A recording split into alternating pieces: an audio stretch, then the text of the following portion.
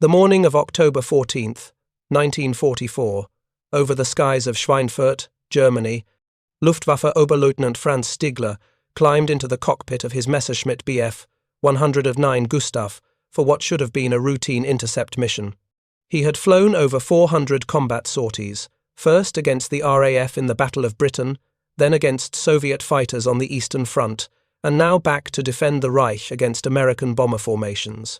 His hands moved through the pre-flight checks with the unconscious precision that comes only from repetition measured in years, not months. He had survived when hundreds of his fellow pilots had not through luck, but through skill, earned in the crucible of aerial combat where mistakes were immediately fatal. If you're enjoying this deep dive into the story, hit the subscribe button and let us know in the comments from where in the world you are watching from today. Stigler was not alone in his confidence.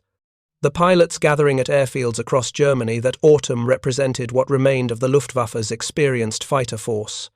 Many had logged over 300 combat hours. Some had been flying since 1939, when the war began with the invasion of Poland.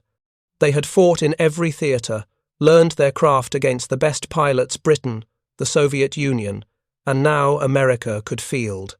They understood deflection shooting, the mathematics of lead angles and closure rates, the split-second calculations required to put bullets into a target moving at hundreds of miles per hour, while you yourself are also moving at hundreds of miles per hour. This was not knowledge from textbooks. This was expertise written in muscle memory and paid for with the lives of those who learned too slowly. The Americans they faced that October were different from the bomber crews they had been engaging for months. These were fighter pilots, flying the new P-51 Mustangs with their distinctive laminar flow wings and Merlin engines that could push them to speeds exceeding 440 miles per hour. But what concerned the German pilots was not the aircraft, it was the pilots themselves. Intelligence reports indicated that many of these American fighter pilots had fewer than 20 combat hours. Some had never fired their guns at an enemy aircraft before arriving in Europe. By Luftwaffe standards, these men were barely trained, certainly not combat-ready. The German training system, when it had functioned before fuel shortages and Allied bombing crippled it, produced pilots with 250 to 300 hours of flight training before they reached operational squadrons. Those who survived their first 10 missions, the critical breaking-in period where most losses occurred, became valuable assets. Those who survived 50 missions were considered experts. Men like Stigler, who had survived hundreds of sorties, were treated as invaluable repositories of tactical knowledge. The calculation seemed simple: experience versus inexperience. Veteran pilots who had refined their shooting skills through hundreds of actual combat engagements versus green Americans who had perhaps fired their guns a few times at towed target sleeves during stateside training. The outcome should have been predictable. The Germans should have dominated these encounters, racking up kills at ratios that would make the American losses unsustainable. They were wrong. The story of how they discovered this, of how years of combat experience became suddenly irrelevant, begins not with some revolutionary aircraft design or tactical doctrine, but with a small mechanical device mounted in the cockpit, a gyroscope connected to a computing site that would fundamentally alter the mathematics of aerial gunnery in ways the Germans could not have anticipated. The Luftwaffe's confidence in October 1944 was not arrogance. It was a reasonable assessment based on quantifiable evidence accumulated over 5 years of continuous warfare. When German pilots discussed their advantages over American newcomers, they were not engaging in empty boasting. They were describing demonstrable differences in training, experience, and tactical sophistication that should have translated directly into combat superiority. Consider the path of a typical Luftwaffe pilot who survived to become a veteran by 1944. He would have begun training in 1941 or earlier, when Germany still had fuel to spare and airfields across occupied Europe for instruction. His initial training included approximately 120 hours of basic flight instruction on aircraft like the Arado R-66 or Bukabu 131, learning fundamental stick and rudder skills, navigation and formation flying. He then progressed to advanced training on aircraft like the Bf 109, logging another 100 hours, learning combat maneuvers, gunnery, and tactics. Only after completing this training, accumulating over 200 hours in the air, would he be posted to an operational squadron. But his education had only begun. The operational squadrons themselves served as finishing schools, where new pilots flew under the supervision of experienced flight leaders who had survived months or years of combat. These veterans taught lessons that no training syllabus could capture: how to use the sun for concealment during an attack, how to recognize the subtle differences in wing position that indicated whether an enemy aircraft was about to turn left or right, how to manage your speed and altitude, the fundamental currency of aerial combat, spending them wisely for tactical advantage rather than squandering them in reckless maneuvers. How to shoot with deflection, aiming not at where the target was but where it would be when your bullets arrived. Deflection shooting was an art that separated novices from experts. Our maneuvering in 3 dimensions, both traveling at hundreds of miles per hour, the geometry becomes extraordinarily complex. The shooter must account for the target's speed and direction, his own speed and direction, the ballistic trajectory of his bullets, which slow down and drop due to gravity and air resistance, and the time of flight, the seconds between when he presses the trigger and when the bullets reach the target point in space. All of these calculations must happen instantaneously, without conscious thought, because there is no time for deliberate calculation in combat. Experienced pilots developed an intuitive feel for these problems. They learned to place their gun sight's aiming reticle ahead of the target, leading it just enough that bullets and aircraft arrived at the same point in space simultaneously. But the correct lead angle changed constantly depending on the geometry of the engagement. A target crossing at 90 degrees required maximum lead. A target moving directly away required no lead at all. Anything in between required the pilot to estimate the angle and adjust accordingly. This skill took time to develop. Training manuals could explain the theory, but only practice, repeated hundreds of times in actual combat, could train the pilot's hands and eyes to work together without conscious thought. The Luftwaffe pilots who survived long enough to accumulate hundreds of combat hours had internalized these calculations. They could glance at an enemy aircraft and know instinctively where to aim. This was not supernatural ability. This was pattern recognition built through repetition, the same process that allows a baseball player to hit a fastball or a pianist to play without looking at the keys. The Americans they faced in the autumn of 1944 had not had time to develop this expertise. American pilot training, while extensive by some measures, emphasized different priorities. The United States Army Air Forces had expanded from a small pre-war force to a massive organization with tens of thousands of pilots. Training had to be standardized, systematized, and accelerated to feed this growth. An American fighter pilot in 1944 typically received approximately 215 hours of flight training before reaching an operational squadron. This was substantial, but much of it focused on basic flying skills, instrument flying, and formation work rather than combat gunnery. The problem of aerial gunnery had frustrated military planners since the First World War. The fundamental challenge was simple to state but extraordinarily difficult to solve. How do you hit a moving target from a moving platform when both are traveling at high speeds in 3 dimensions? During World War I, pilots had fired their weapons with crude ring and bead sights, essentially pointing their guns like one might point a shotgun at a flying duck, leading the target by instinct and experience. The hit rates were abysmal. Studies after that war estimated that thousands of rounds were fired for every aircraft destroyed. By the 1930s, all major air forces had adopted reflector sights that projected an illuminated aiming reticle onto a glass screen in the pilot's line of sight. These were improvements over iron sights, making it easier to keep the target and the aiming point in view simultaneously, but they did not solve the deflection problem. The pilot still had to estimate the correct lead angle and position his sight accordingly. The reticle provided a reference point, but the calculations remained entirely in the pilot's head.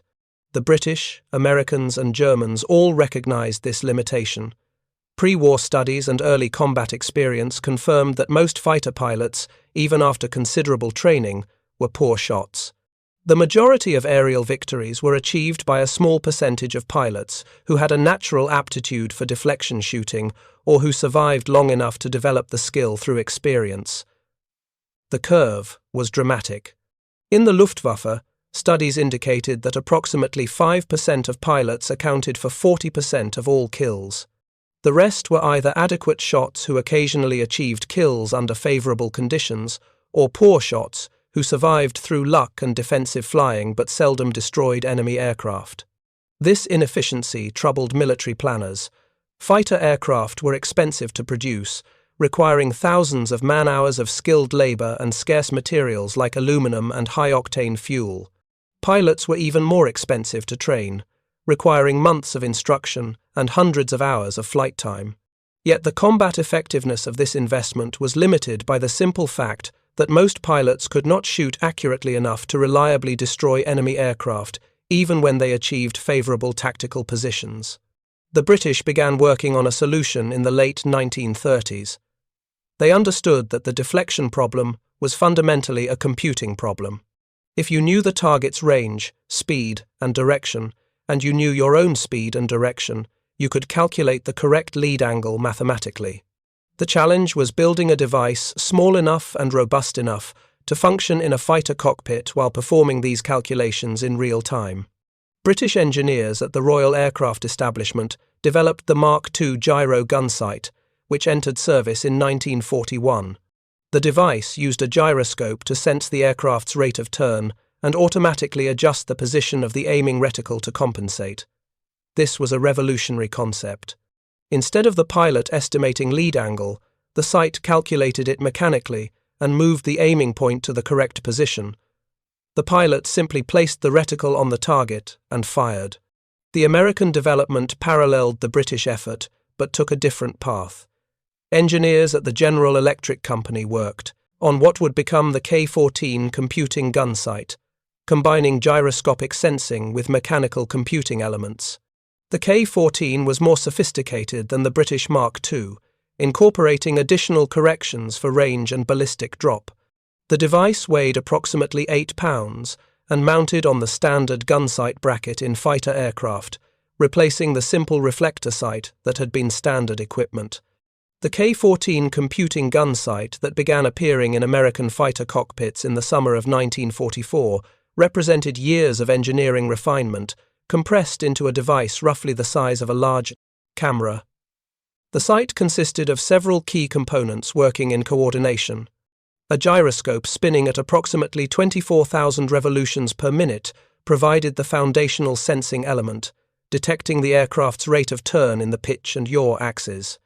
This gyroscopic sensor fed information to a mechanical computer, an elegant assembly of cams, gears, and linkages that performed the trigonometric calculations required to determine proper lead angle. The pilot interface was deceptively simple. A range dial, typically mounted on the throttle quadrant, allowed the pilot to input the target's wingspan. For German fighters, this was set to approximately 32 feet for a Messerschmitt Bf 109 or 34 feet for a Focke-Wulf FW 190. A ranging reticle in the sight itself consisted of a circle of diamonds that expanded or contracted. When the diamonds exactly framed the target's wingspan, the range was correct and the sight's calculations were accurate. The computing mechanism took this range input, along with the gyroscopic rate information, and calculated the proper lead angle automatically. It then moved the illuminated aiming pipper, the bright dot at the center of the sight picture, to the correct position. The displacement was mechanical, achieved through a system of prisms and mirrors that physically moved the projected image. The pilot did not need to understand the mathematics. He simply had to keep his aircraft turning with the target, frame the wingspan correctly with the ranging diamonds, and place the pipper on the target. The sight did the rest. The effectiveness of this system depended on proper use. The K-14 was not a magic device that guaranteed hits. It was a tool that eliminated the need for the pilot to estimate deflection, but it required the pilot to maintain a stable tracking solution. The sight worked best when the attacking aircraft was turning at a constant rate, maintaining consistent geometry with the target. If the pilot yanked the stick around erratically, The gyroscope would sense the changing turn rates, but the mechanical computer could not keep up with rapid fluctuations. The solution became unstable, and the aiming point would wander. American training programs developed specific techniques for using the K-14 effectively. Pilots were taught to approach the target, establish a tracking turn at a constant rate, set the range using the diamonds, and then smoothly follow the target while firing. This was called a tracking shot, and it differed fundamentally from the snapshot techniques that experienced German pilots had mastered. The snapshot relied on the pilot's intuition, placing the reticle ahead of the target for a brief moment and firing a quick burst. The tracking shot required sustained, smooth pursuit, while the K-14 continuously computed the lead angle. The sight's installation in the P-51 Mustang began in the late summer of 1944. By October, most of the 8th Air Force fighter groups operating from English bases had received aircraft equipped with the K-14. Pilots transitioning from the older 9 reflector sight to the K-14 received approximately 2 hours of ground instruction on the sight's operation and theory, followed by practice flights where they fired at towed sleeve targets to familiarize themselves with the new equipment. The initial results during training were encouraging but not spectacular. Hit rates improved, but not dramatically. The sight was clearly better than the reflector sight it replaced, but it was not transforming mediocre shots into aces overnight. What the training exercises could not replicate was the specific geometry of combat against maneuvering enemy fighters. Towed sleeves flew straight and level at predictable speeds. They did not dive, climb, or turn aggressively. The real test would come when these pilots faced experienced German fighters in actual combat. The Luftwaffe pilots who encountered Americans with K-14 equipped Mustangs in October 1944 had no knowledge of this new technology. German intelligence had not identified the Gyro Gunsight as a significant threat. Captured American aircraft were examined for tactical and performance characteristics, engine specifications, armament, and armor protection, but the Gunsight received little attention. It looked similar to previous American sights from external examination. The internal mechanism was not immediately obvious. Intelligence officers focused on what they considered more important information about combat radius, top speed, and climb rate. This intelligence failure would prove costly. The Germans were flying into engagements with expectations based on their previous experience against American pilots. They anticipated that green American pilots would struggle with deflection shooting, that most of their attacks would miss because the pilots lacked the experience to lead targets correctly. The veterans expected to exploit this weakness, using evasive maneuvers to spoil the Americans' aim, then reversing to attack when the inexperienced pilot overcommitted or lost his energy advantage. These tactics had worked before. They were about to fail catastrophically. The combat reports from October and November 1944 began showing patterns that Luftwaffe tactical officers initially dismissed as anomalies or exaggerations. American fighter pilots with minimal combat experience were achieving kill ratios that defied reasonable explanation. On October 12th, a formation of P-51 Mustangs from the 357th Fighter Group engaged Bf 102 9 Gustavs near Magdeburg. The American formation leader, Captain John England, had fewer than 15 combat missions to his credit. His wingman, 2nd Lieutenant Robert York, was on his 4th mission. The engagement began when the Mustangs caught the German formation climbing to intercept American bombers. England positioned his flight for a diving attack from superior altitude, a textbook tactical setup that put the Americans in an advantageous position. The Germans, recognizing the threat, broke formation and turned into the attack, attempting to spoil the Americans' gunnery solution by presenting crossing shots at high deflection angles. This was standard defensive doctrine. Force the attacker to take difficult shots while maneuvering to reverse the situation and get on the attacker's tail. England followed his target through the turn, establishing what would have traditionally required a difficult deflection shot. The German pilot was turning hard, pulling perhaps 4 or 5 Gs in his turn, trying to tighten his radius and force the Mustang to overshoot. England adjusted his throttle, controlled his airspeed, and followed smoothly. He set his K-14 range dial to 32 feet for the Bf 109's wingspan, framed the target in his ranging diamonds, and placed the Pipper on the fuselage just behind the cockpit. The sight's gyroscope sensed his turn rate, the mechanical computer calculated the lead angle, and the aiming point moved ahead of the target automatically, compensating for deflection. England fired a 2-second burst. His 650 caliber Browning M2 machine guns fired at a combined rate of approximately 4,800 rounds per minute, putting roughly 160 rounds into the air during that brief burst. The tracers, every fifth round, arced out ahead of his nose, appearing to lead the target impossibly far. But the K-14's calculations were correct. The bullets and the German aircraft arrived at the same point in space simultaneously. The strikes hit the Bf-109's engine and cockpit area. The German aircraft rolled inverted and entered a spin trailing smoke and coolant vapor. England did not see the pilot bail out. His wingman, Lieutenant York, engaged a second German aircraft and achieved a similar result. York had even less experience than England, yet his tracking shot with the K-14 resulted in strikes on the target after approximately 3 seconds of firing. The German pilot, more experienced than York by perhaps 200 combat hours, attempted a split S maneuver, rolling, inverted and pulling through into a dive to escape. York followed, maintaining his tracking solution, and fired again. The second burst hit the German's wing root, and the Bf-100.9 shed its port wing and tumbled out of control. The 357th Fighter Group's combat report for that day recorded 7 German fighters destroyed for 1 Mustang damaged. The group's intelligence officer noted that several of the victorious pilots had fewer than 10 combat missions. The statistics seemed almost too good to believe, but gun camera footage confirmed the kills. The film showed something remarkable. The American pilots were not making deflection shooting look easy because they were naturally gifted marksmen. They were making it look easy because their sights were doing the deflection calculations for them. If you find this story engaging, please take a moment to subscribe and enable notifications. It helps us continue producing in-depth content like this. Similar patterns appeared in reports from other fighter groups. The 4th Fighter Group, one of the most experienced American units with many pilots who had previously served in the RAF's Eagle squadrons, reported that their newer pilots equipped with K-14 sights were achieving hit rates comparable to their combat veterans. The 56th Fighter Group reported multiple instances of pilots on their first or second combat missions achieving kills against German fighters. The mathematics of these engagements revealed the significance of the technology.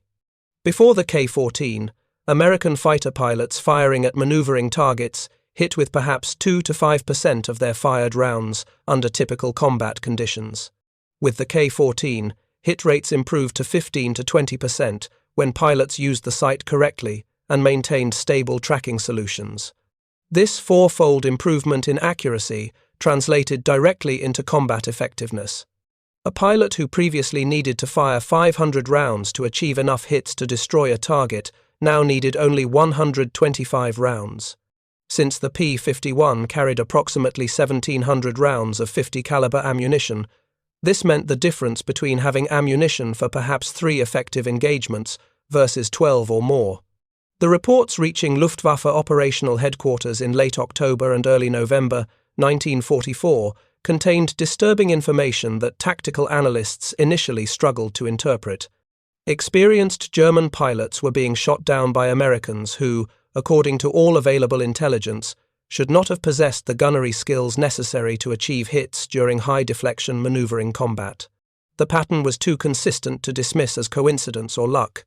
Major Heinz Baer, a Luftwaffe ace with over 200 confirmed victories who commanded Jagdgeschwader 3 on the Western Front, submitted a detailed report after debriefing pilots who had survived encounters with American Mustangs in late October. His pilots described American gunnery that seemed inexplicably accurate. German fighters executing hard defensive turns, maneuvers that should have made accurate shooting nearly impossible for inexperienced pilots, were being hit consistently. The Americans were not firing long, speculative bursts and hoping for random hits. They were firing relatively short bursts, 2 to 4 seconds, and achieving concentrated strikes on target. Baer's report noted that these engagements differed from earlier battles against American fighters. Previously, German pilots could often escape by using violent evasive maneuvers that spoiled the Americans' aim. The inexperienced American pilots would either lose the target during the maneuver or would fire while pulling too many Gs, causing their bullets to spray wide of the mark. Now, the Americans were maintaining fire discipline, following through their turns smoothly, and hitting targets during maneuvers that should have presented extremely difficult deflection problems. One Luftwaffe pilot, Lieutenant Werner Hoffmann, who was shot down near Kassel on November 3rd and managed to bail out successfully, provided a particularly detailed account during his debriefing. Hoffmann had over 150 combat missions, most against Soviet aircraft on the Eastern Front before his transfer west. He was not a novice. When engaged by a P-51, he had immediately gone into a hard defensive turn, pulling his Bf 109 through a banking turn at maximum sustainable G-load. This maneuver had saved his life multiple times against Soviet Yak fighters and American P-47s. The Mustang followed him through the turn. Hoffmann watched his opponent in his rearview mirror, a small angled mirror mounted in the cockpit that allowed him to see behind his aircraft. He saw the Mustang's nose track smoothly, following his turn without the jerky overcorrections that characterized inexperienced pilots. Then he saw the gun flashes. The tracers seemed to arc out ahead of the Mustang's nose, leading him by what appeared to be an impossible distance. But the bullets found him anyway. Strikes hit his engine, cowling and wing root. His oil pressure dropped immediately as coolant sprayed across his windscreen. He had perhaps 30 seconds before his engine seized. Hoffmann rolled his aircraft inverted and pulled the canopy jettison handle, then released his harness and fell away from the dying aircraft. As he descended under his parachute, he watched the Mustang circle once, apparently confirming the kill, then rejoin its formation and continue toward the bomber stream. The entire engagement had lasted perhaps 20 seconds from first contact to Hoffmann bailing out. The American pilot had made it look effortless. During his debriefing, Hoffmann expressed confusion about how the American had achieved such accurate deflection shooting while maneuvering. He estimated the American had been pulling at least 3 Gs during the firing pass, enough force to make precise stick control difficult and to cause the physical strain that degraded shooting accuracy. Yet the burst had been precisely aimed, concentrated on his aircraft's vital areas rather than sprayed randomly. Something was different about these Americans, Hoffmann told his intelligence officer. Their shooting was too good, too consistent with what he would expect from pilots with years of combat experience, not the green replacements that intelligence briefings said were filling American fighter squadrons. Similar accounts accumulated through November. Oberst Johannes Steinhoff, who commanded Jagdgeschwader 7, one of the first operational jet fighter units, noted in his personal diary that conventional Luftwaffe fighters were suffering unsustainable losses against American escorts. The kill ratios that had once favored experienced German pilots were now reversed. Americans were achieving 3, 4, sometimes 5 kills for every Mustang lost. These numbers appeared in multiple after-action reports and could not be attributed solely to American numerical superiority or tactical advantages. By December 1944, German Fighter Command understood they faced a technological disadvantage that could not be overcome through tactical innovation or pilot skill alone. Intelligence officers examining recovered American aircraft wreckage finally identified the K-14 Gunsight and began to understand its significance. A relatively intact site was recovered from a crashed P-51 near Brunswick in late November. German engineers examined the device with professional appreciation and growing dismay. The gyroscopic mechanism was sophisticated, but not beyond German manufacturing capability. The mechanical computing elements were elegant solutions to complex ballistic problems. But what truly troubled the engineers was not the technology itself, but the timing of its deployment and the industrial capacity it represented. The Americans had identified a tactical problem, aerial gunnery accuracy among inexperienced pilots, and had solved it through engineering rather than extended training. They had designed a device, refined it through testing, manufactured it in sufficient quantities to equip entire fighter groups, and deployed it across their combat forces within approximately 2 years, from initial concept to operational use. This timeline revealed an industrial system operating with efficiency that Germany could no longer match. German engineers had also experimented with computing gunsights, most notably the EZ-42 Gyro Gunsight developed for bomber defensive armament, but these had never reached widespread deployment in single-seat fighters. Development had been slow, production priorities had favored other systems, and the deteriorating war situation made introducing new equipment increasingly difficult. The K-14 represented more than just superior technology. It represented a fundamental difference in how America and Germany approached the problem of maintaining combat effectiveness. Germany relied on extended training to produce skilled pilots who could perform complex tasks like deflection, shooting through experience and practice. This system worked well when time, fuel, and safe training areas were available. By late 1944, Germany had none of these resources in sufficient quantity. Fuel shortages limited training flights. Allied air superiority meant training accidents often occurred over enemy-controlled territory where rescue was impossible. The accelerated training program that replaced the comprehensive pre-war system was producing pilots with perhaps 60 to 80 hours of total flight time, less than half what their predecessors received. America had chosen a different path. Rather than extend training time to teach difficult skills, American military planners invested in technology that made those skills less critical. The K-14 allowed a pilot with minimal gunnery training to achieve results that previously required months or years of practice. This was not because American trainers were lazy or because American pilots were incapable of learning traditional deflection shooting.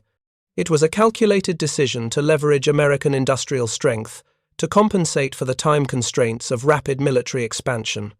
The United States was producing fighter pilots at a rate of thousands per month by 1944.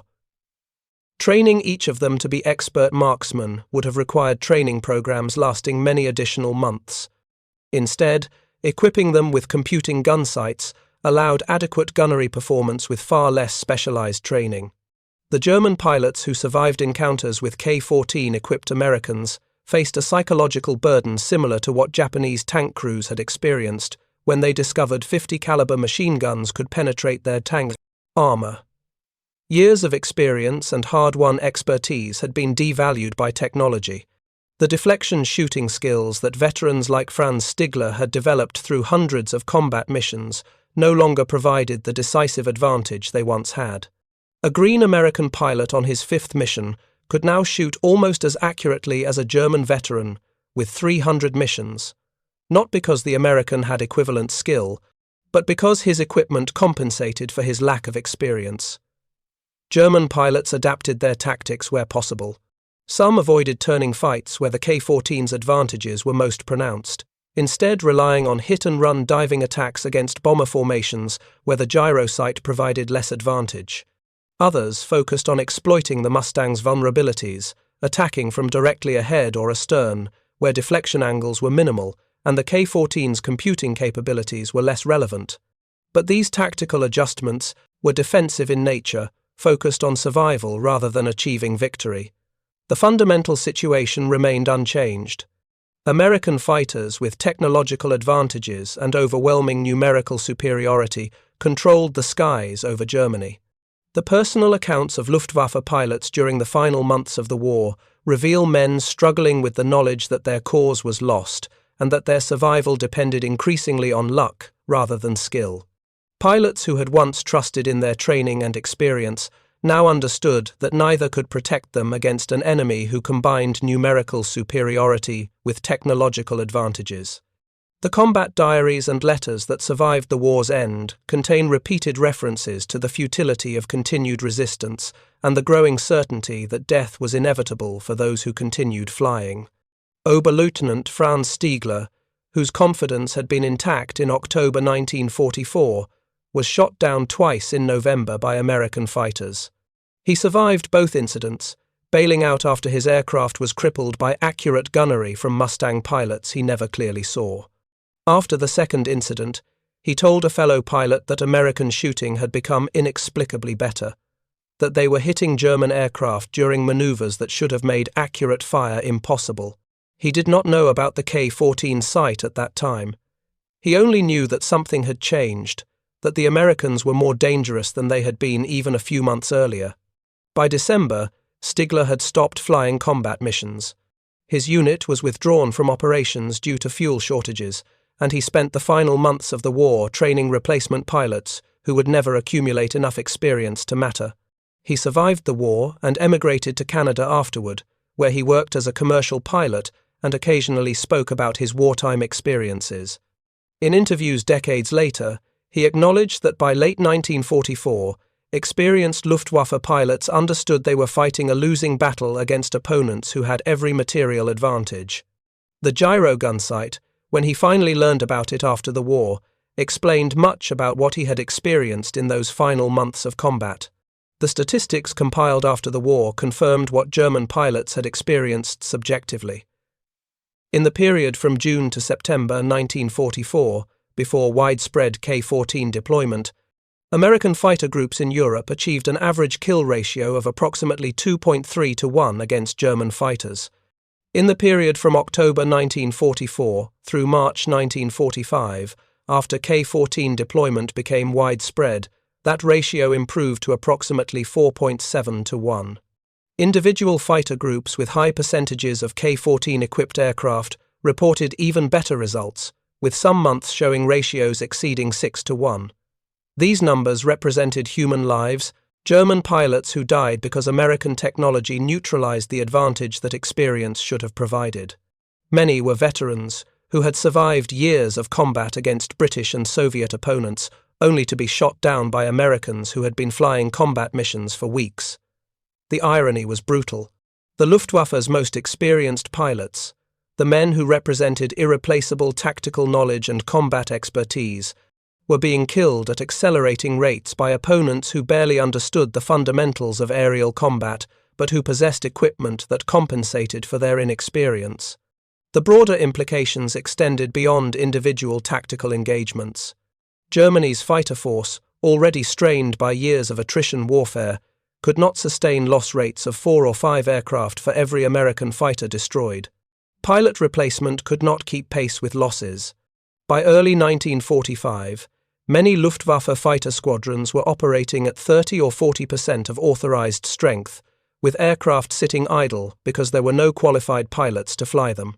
Those pilots who were available were increasingly inexperienced, young men with minimal training sent into combat against American formations that outnumbered them 10 to 1 and possessed technological advantages that negated what little training the Germans had received.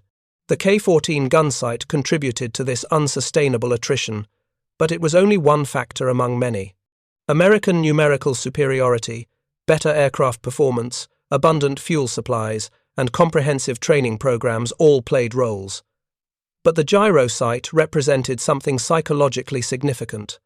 It demonstrated that American industrial capacity could solve tactical problems through technology faster than German tactical expertise could adapt.